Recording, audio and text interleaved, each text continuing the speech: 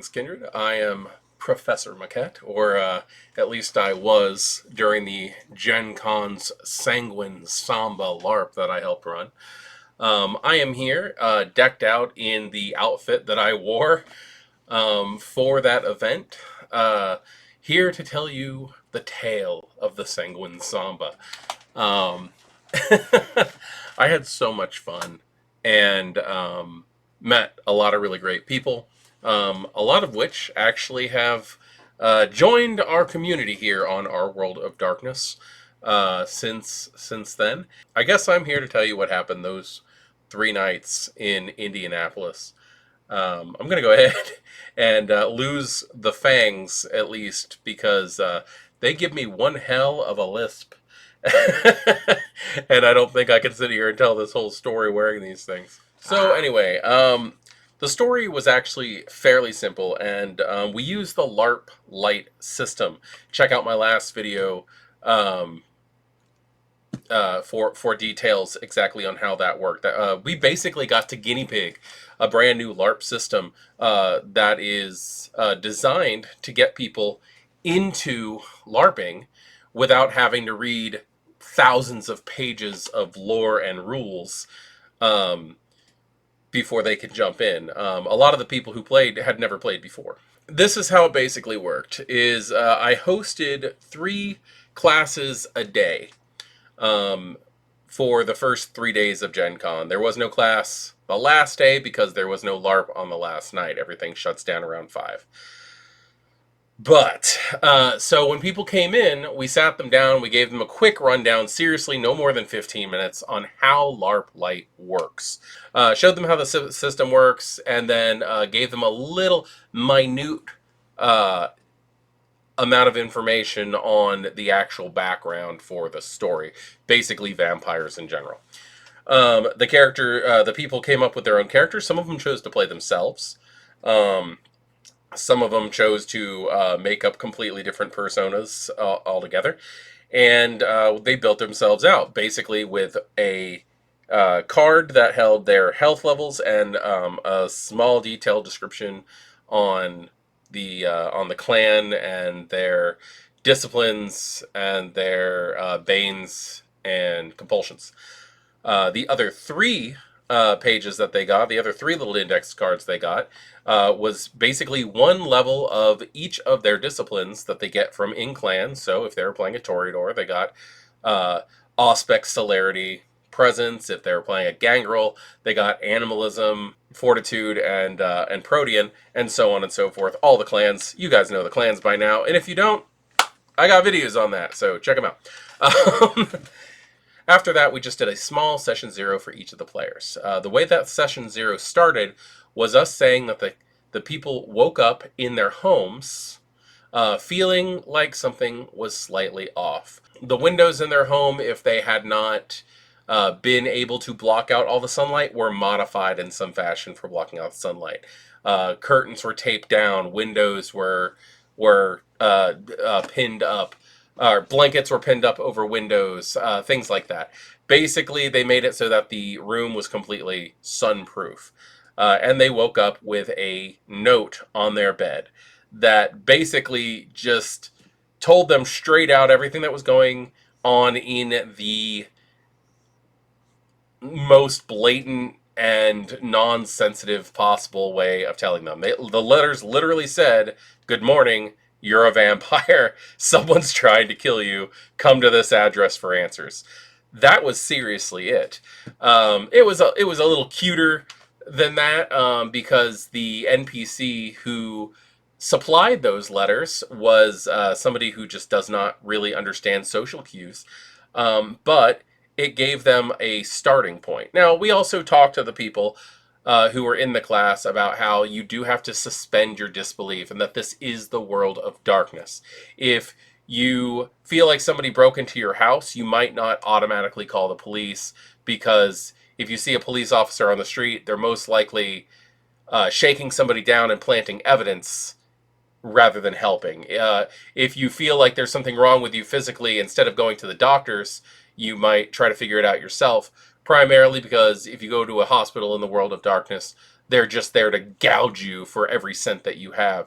It's a much darker place than it is in real life in most cases. um, so we ran a little scene in their apartments for each of them, just a minute or two, for them trying to figure out if they found out about this. If somebody was a Lasombra and they got up to look in the mirror and their reflections were gone, or if somebody was embraced as a Salubri, because yes, we had an abundance of Salubri in this game. And they looked in the mirror and they saw they had a third eye. Or if they were a gangrel and panicked and popped claws or something like that. These are the kind of things that we ran the players through. I think some of my favorites actually was there was one player whose character had feral whispers and they had a pet ferret. They had decided that their character had a pet ferret. And so like I was like having them hear somebody with a high pitched hectic caffeine fueled voice scream about how hungry they are and how they've been here all day and where's their food and like they're like the big one's been asleep for so long and why aren't they feeding them, and then when they spoke up to try to talk and like they looked down and they saw that it was the ferret talking, they went, "You can talk," and the ferret looked up and goes, "You can talk," and they both screamed and like freaked out. So like we played more on the humorous side to get people involved. I'm so used to just playing the darkness. But running something on a more silly bent to get people where they're going was a lot of fun. All of the players who participated in the classes effectively got that exact thing. Until they finally came to the area that was indicated in the letter. I personally said that it was the exact room that we were playing in, the same room that we were playing in, that we were in Union Station, Edison North, that it was the same carpets on the ground, it was the same curtains over the windows, the same tables that we'll be sitting at. And they came in and they met, for the most part, me. I was playing Professor Maquette, who was a college professor at the local university who specializes in Eastern European architecture and art. Um, but it was my job as not really an elder in the city, but one of the higher ancillae belonging to the Anarch movement, to try to explain to them the ropes about being Kindred, or a Canite. And on a couple of the classes, I actually did have a lot of help. I very much enjoyed when Mimic came. Mimic works with By Night Studios. She came in, brought in a Camarilla Ventrue, who was there just to like start fights with me. And we had a couple of other people. We had an Anarch Gangrel show up once. We had a Ventrue, another Ventrue. From the Camarilla who came in and caused some problems. And of course we had Daphne, the wonderful CEO of By Night Studios, who came in as their character Trinity, who's a Malkavian and just causing so much problems while I was trying to calm these neonate fledglings down. So the classes, after that small introduction story, was them figuring out how life as a vampire was going to change. That obviously they couldn't go back to day jobs, that there were benefits as well as downsides to being a vampire, that they had to feed, how to cover the tracks of their feeding. I had taken it upon to myself that my character's horde, as a Zamitzi, were his students. So I became very possessive over all of the people who came in with characters for the classes that also came in for the game. So over the course of 3 days, we did just that. Me educating the players on exactly how to be a vampire, which was a lot of fun. I think one of my favorite roles as a storyteller is the sire or the mentor, being able to teach younger kindred how to kindred, like how to be vampires, which actually is kind of telling for why I do this channel. That was actually something that I realized while I was there doing it, is I was doing the same thing in character that I do out of character at home. So that was a lot of fun for me. I very much really enjoyed it. So night one of the Sanguine Samba. Um, Night one of the Sanguine Samba was just really a cluster. It was all of the vampires coming in and participating and gathering together to try to find out several things. The main plot lines of the Sanguine Samba. One, we are post beckoning in this story. All of the elders in the city have disappeared, and the city, for the most part, is in this massive scramble to try to rebuild society, get the prince going, get the baron going, get all this stuff. Now, that was the other NPCs. I did not care that there was no prince in the city, quite obviously. And I spent a good amount of my time undermining the authority of the Camarilla with these new childer, trying to explain to them that they didn't need a prince, that they didn't need authority figures to try to keep them down, that we have the masquerade for a reason, and that most of the other laws are all common sense. So that. I was also refraining big time from explaining to them how to create more vampires.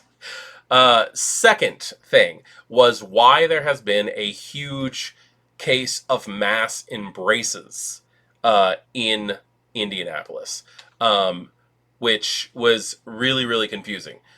This brought along the fact that one of those mass embrace characters was someone who was a monster, a serial killer, and a thin blood. Now, what I mean by monster, I would like to point this out that Min at Carcosa Creations put together this amazing story.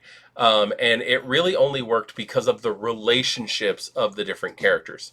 This is not technically something that is part of the LARP Lite system, but it helped with the character so very much. Min took all of the archetypes from Vampire the Masquerade, World of Darkness in general, the old nature and demeanors from the other systems, where somebody was an architect or a soldier or a monster or a sociopath or something like that, like a defining characteristics of your character, and gave everybody the ability to choose exactly what their character's concept was going to be. And this was something that was out in the open, which is typically not something that is done in vampire games. Typically, if you do have an archetype, it is kept to you, such as nature and demeanor. Your nature is something that you hold very close to yourself and you do not share it, while your demeanor is the way that you actually portray yourself. This is something that's not in Vampire the Masquerade 5th edition, but it was something that really lent itself very well to the way Sanguine Samba worked. So each of the players at the start of the actual game sessions picked out their archetype just by a quick description of what their archetype was. Just like, such as, oh, you're a soldier, you go above and beyond to do the right thing, you have a purpose, you fight for your cause, blah. That was great. All of them chose from those tiny little descriptions. Now, underneath those descriptions was a list of all of the other archetypes under two categories: positive and negative.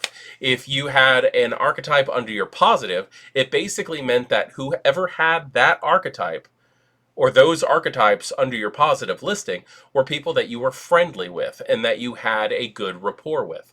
The people who had the archetypes that were under negative were people that you would basically be bitchy and snotty at. And it worked so well because everybody was just like, oh, you're playing the Curmudgeon? Um, you're an ass. You stay away from me. Like, and it was bouncing together because people didn't all have the same thing. One person could be really good friends with the Crusader, but another person who they were really good friends with might have the Crusader under a negative. So it was just this very interesting interweaving of relationships and how people behaved around each other.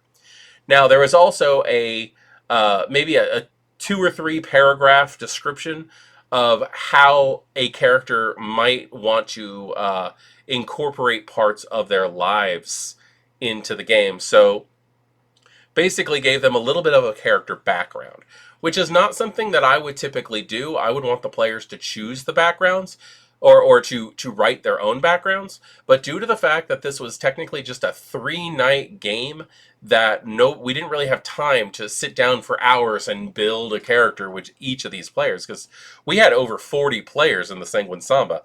Um, they were able to adapt them very well into their lives. We had the caretaker who was trying to keep everybody safe. We had a bon vivant who is running around becoming like the most excitable Toreador. Oh my god, such a great character.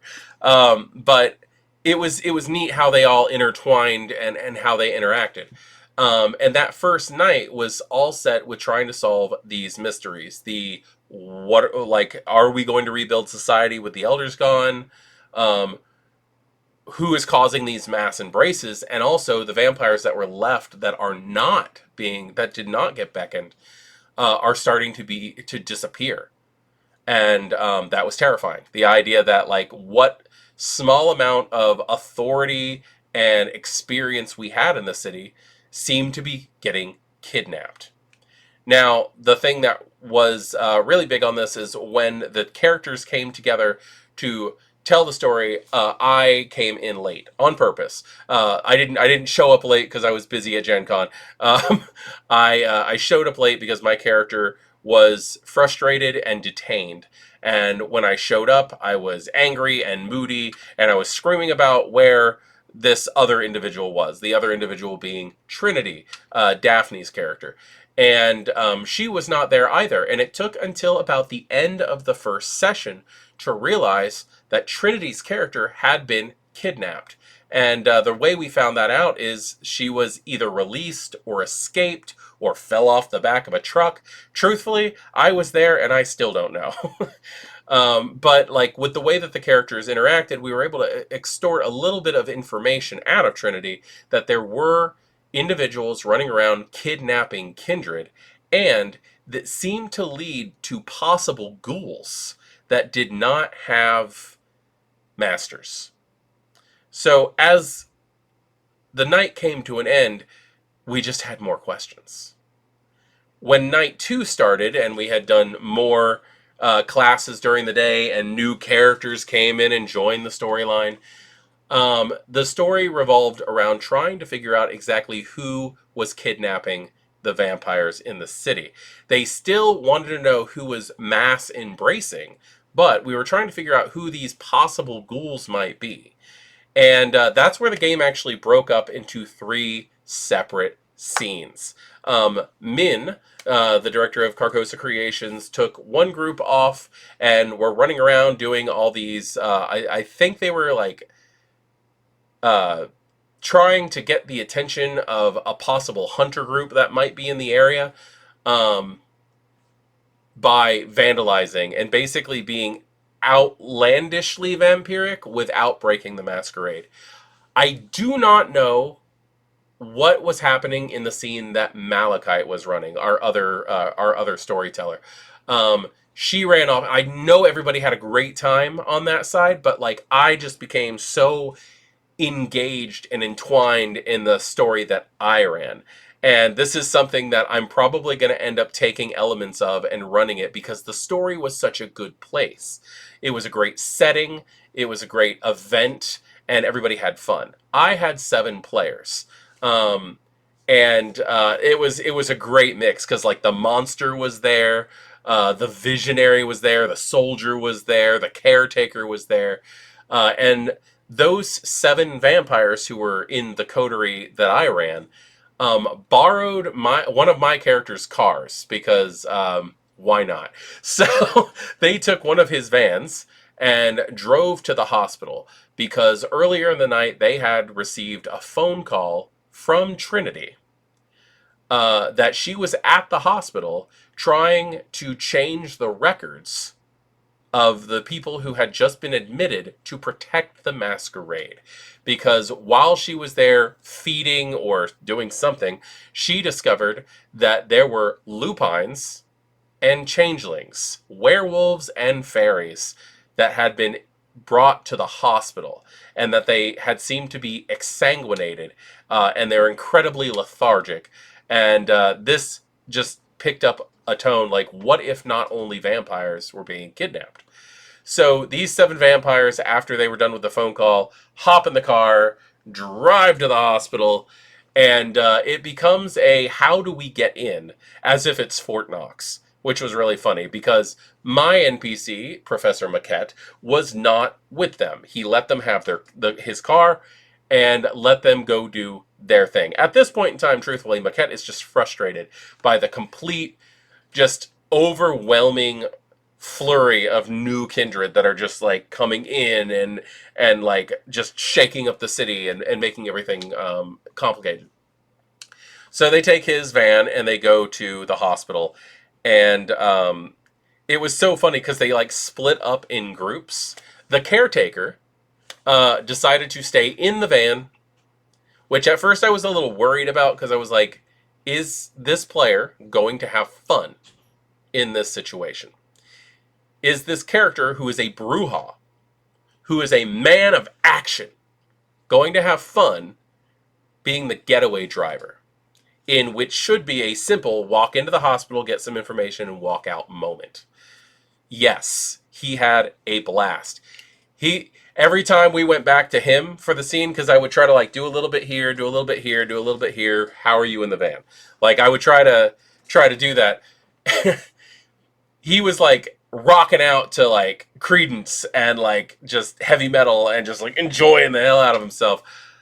He was just he was great. By the way, that character, that player, is is one of the people over at Player Hater Gaming. I'm gonna put their link in the description. Check them out. They're great. They do a lot of playthroughs of video games and things like that. So if you're interested in that kind of thing, check them out. They are a lot of fun. Anyway, so yeah, he's in there like just like rocking out to music at full blast in this van, and the other ones separated into 3 groups. My first 2 were the monster and this one character with Obfuscate, who was just following him around and whispering because he had unseen passage, and they go in through the front door. Now, the monster, I just keep calling him the monster, this thin blood character, he works, and this is something that he came up in his own head with. He is a thin blood who works as a a health financial accountant for Pentex, for like Megadon Incorporated, and he pulls some strings, makes some phone calls, and I go ahead and I allow this kind of thing because it's 3 nights, it's fun, and it's not hurting anything.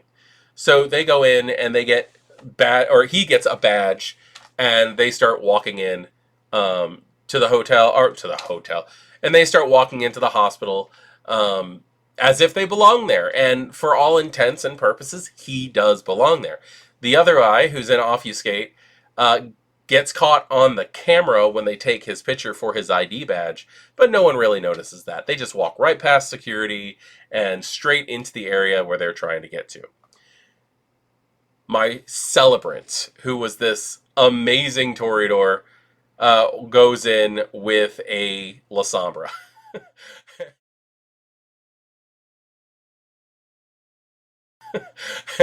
And there's a whole bunch of joking going on. It's like, the La Sombra is gonna walk around and like its very presence is gonna stop all the life support systems or something like that. And it didn't get that far.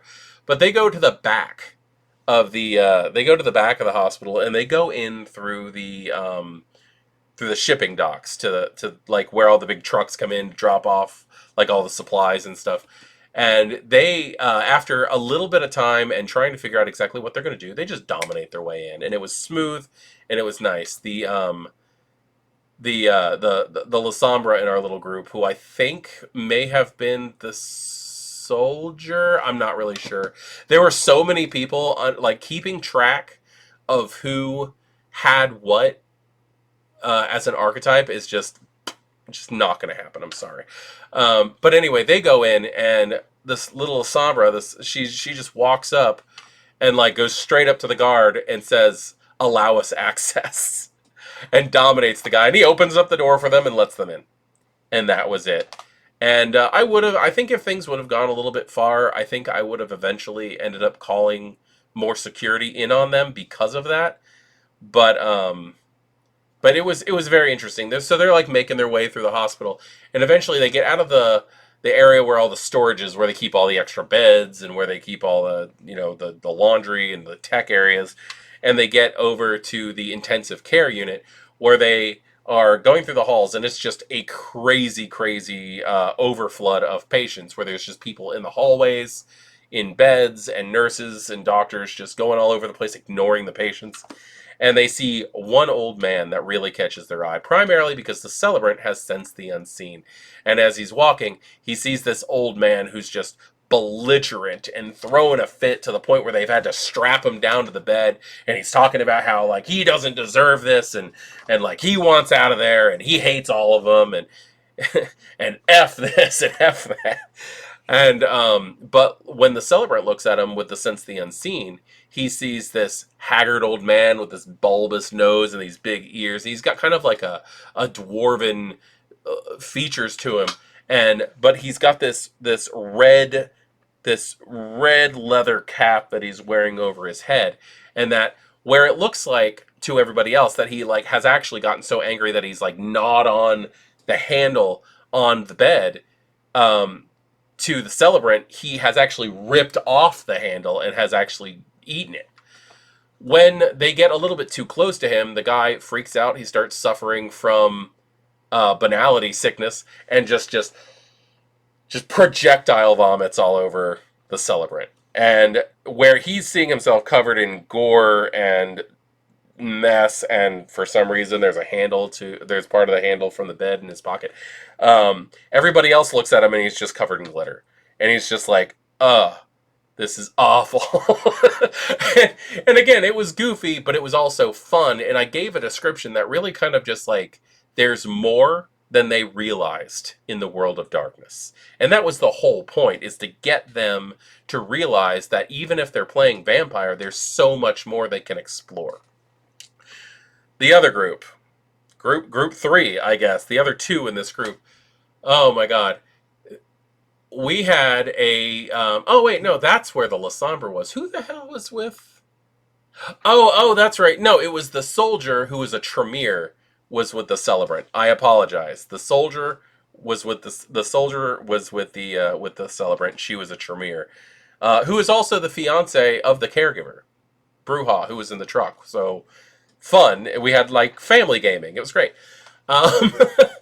And so the La Sombra and the Tzimisce, who's actually playing the Visionary, they end up going in through the emergency room thinking, oh, we're just going to sneak past triage. I made this place so completely full of injuries and sick people that like there were so many security guards, and like they weren't going to be able to like get past or do anything. They had the brilliant idea of, I'm playing Tzimisce and you're playing La Sombra. Let's sabot the hell out of this. So like the Tzimisce and the La Sombra just go massively violent in this whole situation. They grab the first person that they can who's like walking anywhere around the outside of the emergency room. They use forget on this person to make them forget that they're the ones who are about to do what they're about to do to the person. So the La Sombra looks into their eyes and makes them forget, and the Tzimisce just takes this knife and just jams it into the person and just starts zigzagging. I was like, oh my God. They rushed them into the hospital screaming that, oh my God, they're going to die. And when all the nurses and doctors and like even the security guards are trying to like stop the blood and save this person's life, they just walk right through the triage into the hospital. And I was just like, that is so messed up. But you guys did it, and it was funny. So they are traveling through the hospital. Everybody's traveling through the hospital. And while they were driving, stepping back, while they were driving to the hospital, they came up with this code. They're like, okay, so we need to treat anything that we text like we would if we were speaking in public, because text records. Very smart. Probably some of the smartest players that I've ever had, because I still have people in games who get on cell phones and they start asking their Primogen, or their sires massively sensitive questions, even though I'm like, we can't say that on the phone. They just do it anyway. These people came up with the best stuff. They're like, okay, what does everybody always look for? A couch. So if we find the people that we're looking for, we'll say we found the couch. And they're like, what if it's a werewolf? And they're like, we'll say there's a Pomeranian on the couch. So that became the whole thing. And so they're in the hospital, and the monster and his little like invisible friend go walking into the area where they were able to find, because while they were checking in and getting the name tag, our little invisible friend actually walked around the station and actually found the information of the people who were recently um, brought into the hospital, and having already seen newspaper clippings of stuff of people who have gotten hurt and stuff like that, they were able to track down somebody they knew was involved in this whole thing. So they get in, and I have this whole scene where there's like an older nurse and a younger nurse. And the older nurse is just like actively trying to disturb the younger nurse and like scare her out of the job, I guess. But she's sitting there going, you'd never believe the stuff that we've had to pull out of some of these people's butts. And I get into the story about a Buzz Lightyear doll that got stuck because its wings got extended while it was up there. The monster goes walking up nonchalantly and goes, yeah, I had to pull a Woody out one time. And he yells, there's a snake in my boot. And I just had the younger nurse go, oh God, I can't take this, and like walk over to do her rounds. The older nurse starts laughing, thanks him for the help with that. And he explains that he's there to help get people to sign for insurance forms. And she's like, wow, late working. But he is charismatic enough to actually like talk her into believing it, and she allows him passage. I just let these people do pretty much whatever they want if they could give me a convincing enough story. That's the whole point of LARP Lite, is to interact and have fun without throwing a billion tests. So he goes into this back area where they know the people who are either werewolves or fae are being kept. And I described this long, dark hallway with rooms on both sides, and there's like one fluorescent bulb towards the end it's on, but it's just flickering. And they start running up and down the hallway, stealing all of the medical information, like files out of the little file drawers by each door. So they're sitting there like, well, we might end up killing somebody, but at least the masquerade's safe. Because they just decide that they're going to take everybody so that nobody thinks that they're targeting specific people. So they start texting the rest of the group that they know where they are. They give them directions. They're like, we're pretty sure we found a couch. And everybody converges in this one place. The celebrant walks in and they're like, what the hell happened to you? And it was really funny. The plot line itself just got out of hand at this point, but I was just like, this is me and my time to shine and give these guys a good time. So they are all like, okay, we got the information, we don't need anything else, let's leave. And then somebody in the group was like, but I want to see one. I want to see if it's a werewolf. Like, if we open the door, are we just going to see like a stereotypical werewolf? Is the wolf man going to be in bed? If it's a fairy, is it going to be some kid with wings? Like, what are we looking at here? Because they're all neonates and they're curious. And I had encouraged, when we first started playing, to the entire game, play to lose. And don't play an elder. Because elders, in this situation, are not fun. Why are elders elders? Elders are elders because they've survived. They don't do anything stupid. When something's wrong, you stay home. You don't do anything. You let the young ones go out and do the stupid stuff. And the stupid stuff is where the fun is. So they're all playing neonates, obviously, just embraced, just learning how to do things. And they decide that they really, really need to see what a werewolf looks like. So one of them, and I believe it was the celebrant originally, goes to open a door and walk in. And I had already described a red cap in the ICU. So I already decided that this lucky door, was going to lead to a werewolf. So he opens and he looks around the corner and he just sees a young woman, unconscious, sleeping in the bed, with a nature documentary up on the wall about wolves, like up on the TV that's mounted to the wall. And he goes to look in, but as he's shutting the door, he notices that in the huge uh, wall-sized window towards the other side of the room, as the light from the hallway hits it, it becomes reflective. And he notices that it looks like somebody dropped a pebble in water and it's just rippling. And he sees all of these sets of like yellow eyes staring back at him from the other side of the window, not past it, but in the reflective surface. And he goes, "No!" And he shuts the door. And he's like, "I don't know what the hell that was, but that's not something I'm dealing with. We need to go now." And they start heading out. But like for some reason, the soldier at some point, our Lasombra friend, decides that they're not gonna go through the regular doors. And I'm not really even sure why this happened. I think they panicked because of the whole concept of like there's a werewolf and something happened. So she goes into another room, she grabs a chair, and she goes to hit the window with it so she can get out through the window. This is, mind you, also one of the people who decided that the best way to get into the hospital is to mortally wound somebody and run into the emergency room. So I describe as the window is about to get hit by the chair, the rippling effect again. And as she gets close, the fully formed Krynos Guru claw comes through the window. And I talk about like the silvery reflection from the window sticking onto its hand as it's piercing through. And she goes, "Crap," and runs and goes outside. And just as she's about to leave that room, she hears a thump behind her. And the best part is about this is nobody during any of this would look behind them. So I got to go all of like ambient and sound, and it was so great. So she slams the door and instantly starts using Shadow Cloak and just summoning all the shadow, making herself look more menacingly and also able to blend in. I'm not really sure if she was going to attempt to frighten this werewolf or if she was going to hide in the shadows. I really don't know. But as she was doing that, I also described how that same claw, how she could see the 5 nails of that claw bust through the wood of the door, grab it, and just yank it in.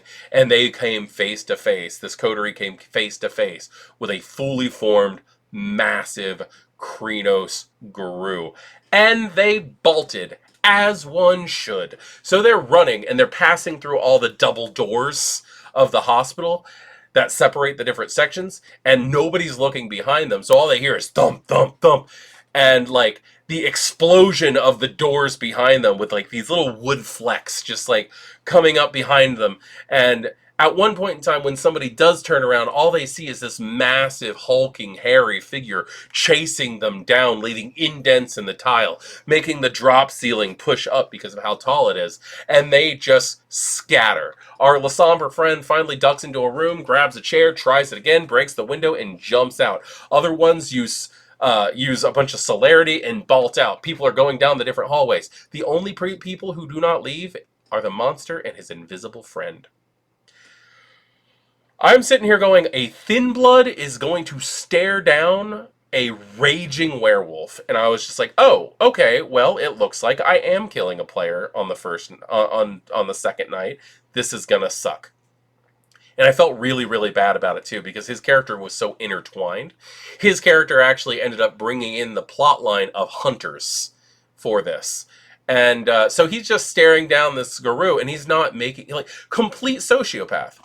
Blank face, no emotion, just talking about how, well, he's gonna have to pay for all of this, and like the thin blood, the monster, is going to have to physically like pay for all the damages. And as the guru is coming, I describe how it shifts down into Hispo and just starts just galloping at it, gaining speed, but also not hitting his head on the drop ceiling anymore.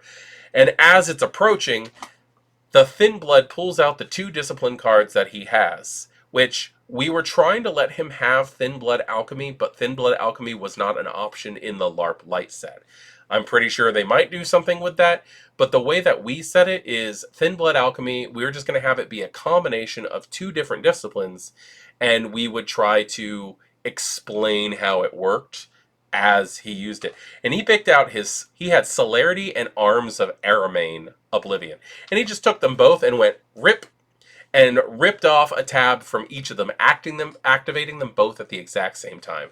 So as this guru is just lumbering towards him and coming at him, I said that every reflective surface in the area started to shimmer, and what looked like the jagged shadows of tree branches, menacing tree branches, just ripped out of every reflective surface, shattering things everywhere, and just impaled the wolf on all sides. I don't know why I did this. It was just the only thing that came to mind, and I was just looking to tell a good damn story. So the thing gets just like skewered from all sides and just skids on the ground as the shadow branches just explode into a million spiders and start just attacking it and biting it and winding it up in shadow webbing. And it howls, and the fluorescent light bulb above it explodes and rains down thousands of tiny little light spiders falling from little strands of light web.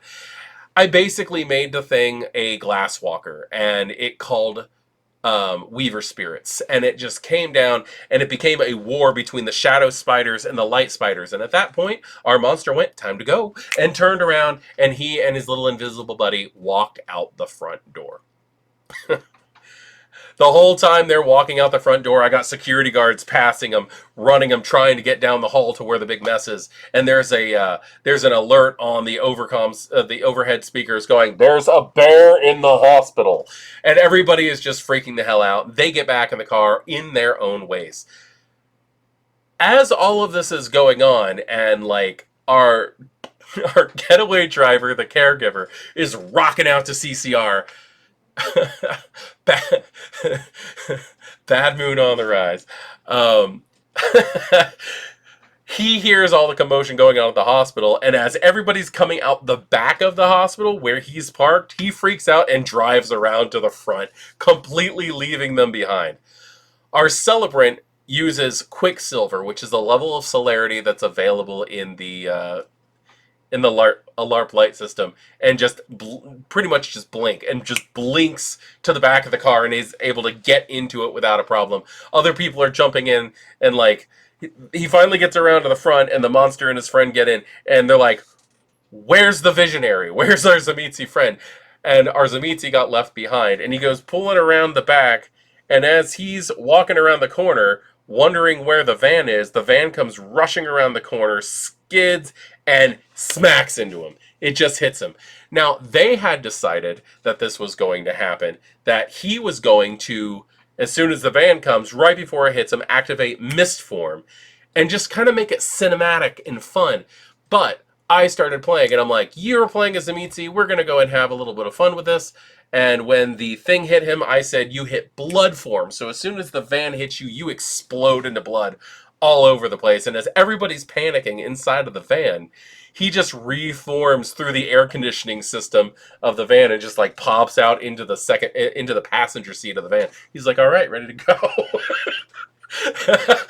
The entire scene was just ridiculous. We get back to the quote-unquote Elysium right as the other groups are coming in. And it was really funny because, like, as all this is going on, I explained to the other storytellers what happens at the hospital. And after we left the hospital, one of the other scenes ended up going and seeing the mess that we made. Oh, my God. It was insanity. It was fun. Apparently, one of the groups, however, ended up tracking down, one of the other groups ended up tracking down and kidnapping one of the ghouls. And they were able to get a lot of answers out of it. And a fae. They were able to kidnap a fae also, which was bad. Because they were like, oh no, it's hurt, we should help it. And they started feeding it vampire blood, which was not good. It ended up being put out of its misery. Thanks to a Banu Hakim that was in the game. But I'm really glad that got taken care of as fast as it did. But the whole thing was just chaotic. We did find out that the group that the people who were kidnapping all the vampires, were actually a group that called themselves the Untethered. And the Untethered are all of the ghouls of the elders who were beckoned, and nobody went to do upkeep to make sure that they were okay. Nobody tried to ghoul them to other people or anything like that. They just took it upon themselves to start making deals with vampires to get the blood they needed. Now, the way that they did that is they were kidnapping werewolves and changelings, draining them, turning their blood effectively into like a blood drug, getting other vampires addicted to it, and then extorting them for favors. A, to get blood from them, and also B, to mass embrace new vampires so that they had an easier way of kidnapping newly embraced vampires to keep themselves ghouled. It was actually quite detailed and very effective. And for the concept itself of the Untethered, I gotta say thank you to Daphne at By Night Studios. Such a great idea. I cannot promise you that I'm not going to steal it at some point in time for my games. Might end up having to do that. And then also to Min at Carcosa Creations for fleshing that out. The third night. Oi. The third night was just built on frustration. They had all of these answers. They were trying to figure out exactly how to handle the problem. And through all of it, it was more of them being in the Elysium trying to figure out exactly what to do about the Untethered. And also, we ended up having to deal with the fact that we riled up a hornet's nest with the hunters. Not just any hunters either. The Society of St. Leopold, the hunters. We had to deal with the entity. And that's where everything went really, really bad. Because halfway through the night, we ended up getting a notice that basically, like, all of these, like, little rose pins showed up in the Elysium with a note that basically said, some of you are worthy, some of you are not. Choose who is worthy, the rest of you die. Or something like that. And then the Elysium itself went on some kind of spiritual lockdown. They were unable to leave the building. This was meant to cause a bit of a stir. The idea was for the vampires to actually turn on each other at that point and start killing each other off because I'm worthy. No, I'm worthy. The big fight. We had another thin blood in the game who, Coyote, thank you. You're awesome. He's one of the moderators at the Renegade Game Studios Discord. I hope you see this, man. You are freaking hilarious. When he came into the game and he's like, I want to play, but I don't want to cause too much trouble. He's like, oh, thin blood, that looks interesting. Min from Carcosa gave him his archetype and gave him Trickster. And he's like, are you sure? And she looked at him and said, oh, for you, yes, I know. I don't know how the hell they do it, but Min has the ability to just read people and know what archetypes they should play. So, oh my god, it was so fun. But, like, Coyote, playing the Trickster archetype, ends up drawing... Thank you for not doing it in real life, like with Sharpies and stuff like that, because we were borrowing the room from Union Station to play this game. But his character put a circle on the ground with a couple of chairs in it and wrote worthy with an arrow pointing in. And he's like, I'm here, I'm safe, I'm worthy. The game actually started like just ripping itself apart. And like some people were like double dealing and like trying to like trick other people into taking it because they thought the roses were actually a target. Other people were trying to take it because they thought the roses were the things that would actually lead to their salvation. We had an issue with the soldier, Tremere, at one point in time who was going through a moral dilemma on whether or not teaming with the hunters would have been the smart idea. It was insanity, the way that they were ripping, the way that plan worked.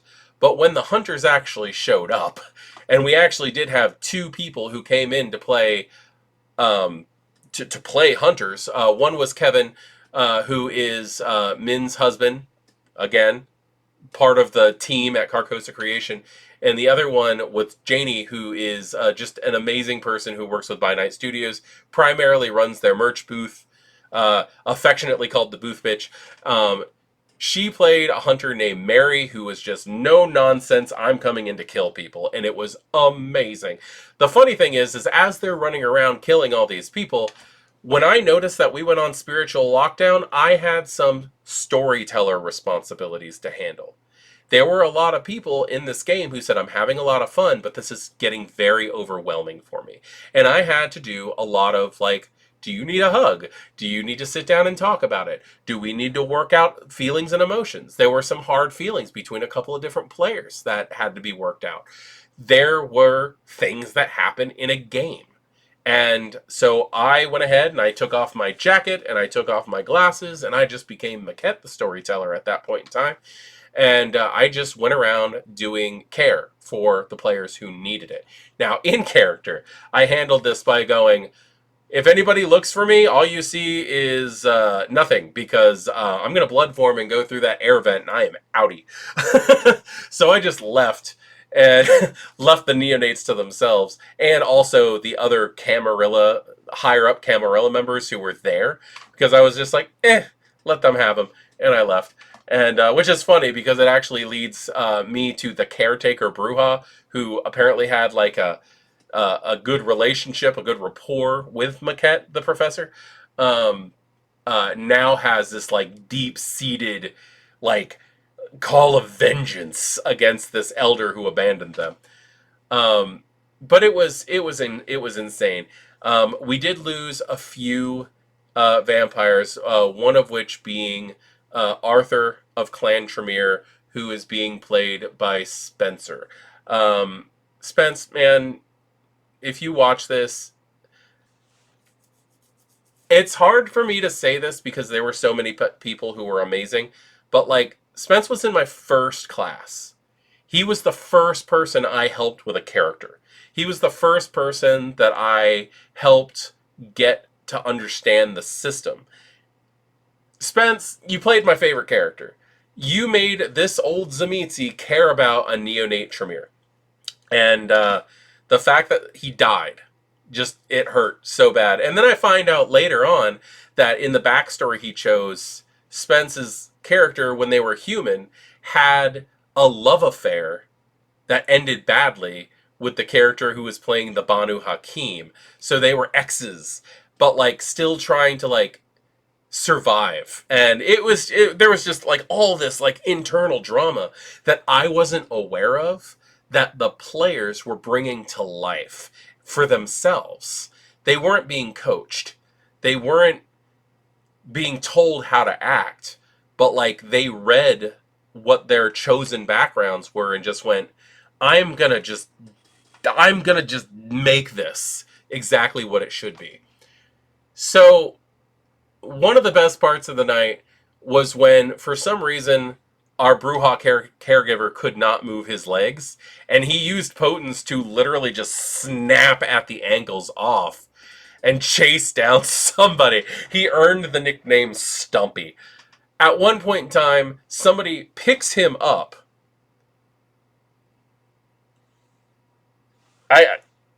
Somebody picks him up.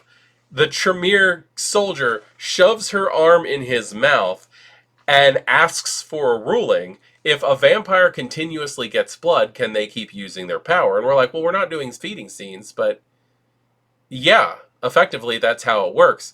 So when they pick him up and she shoves her arm in his mouth, he becomes, as they were calling him, a dread gaze Gatling gun. Because he's just like, dread gaze, dread gaze, dread gaze, dread gaze. So he got to use dread gaze 8 times to get out and clear a path for the majority of the players to escape the Elysium once the door got open when the hunters entered. That's how the game ended. They escaped. And they bled down into the rave that was happening outside of the game. Sanguine Samba complete. Oh my god. It was so stressful. It was so fun. The story was so outlandish, but also made sense in a World of Darkness setting. And it was great. But like one of the best parts of this game actually didn't even happen during the game. And Coyote, again, our trickster Thin Blood, has also threatened me in the comments if I don't say anything about this. So I'm going to talk about it. Is that after every game session, we sat down and gave enough time for everybody to decompress, shed their characters, come back to the real world, and talk about what happened. They got to talk about the biggest thing they were involved in, what their favorite scenes were in the game, and just be themselves, which is so vitally important. You gotta come back to the real world. Now, after game, when I used to play LARP, we used to stop off at 7-Eleven and we used to get like a bag of chips and like a Cuban sandwich and like watch Family Guy for a couple of hours or something like that. Like, we would do something that our characters would not do, that we would massively enjoy ourselves, and just breathe. Take out the fangs. Take off the Peter Murphy gear and just be us again. And that is so vitally important. Aftercare for games are so vitally important. And we got to listen to what everybody thought about the system, about the story we were running. And like on the last night, I'm going to give this little thing. I'm not going to tell you what everybody said, but like on the last night when we're doing we're doing our little aftercare circle thing, it hit me about 2 minutes before anybody said it. But about 2 minutes before, I stopped and I went, oh, well, damn. And then the visionary of all people, the only Zamitzi in the game that I actually like remember. I actually don't think there were any other Zamitzis in the game. But the Zamitzi in the game stood up and said, we're not coming back tomorrow. This is the last night. Dude, I nearly broke. There were several people who did. There were people who started crying, and like, it was true. Like, we had bonded over 3 nights of intense roleplay with a great story, with wonderful characters, and we all exchanged information and hugged and just enjoyed the hell out of being ourselves with each other, not just our characters. I really, really loved the aftercare, and I have always offered that for my games.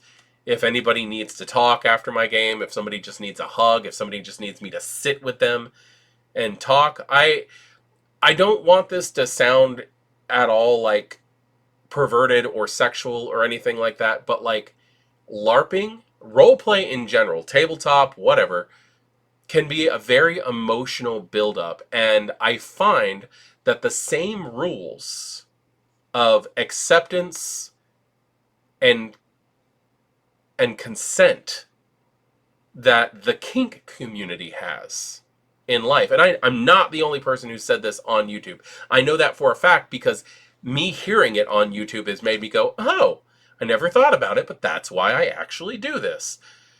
The same rules of consent that the kink community follows are the same rules of consent that the role-playing community follows, which is why there's such a heavy overlap in those groups. There are a lot of people who are in the kink community who are also in the role-playing community, especially the LARPing community.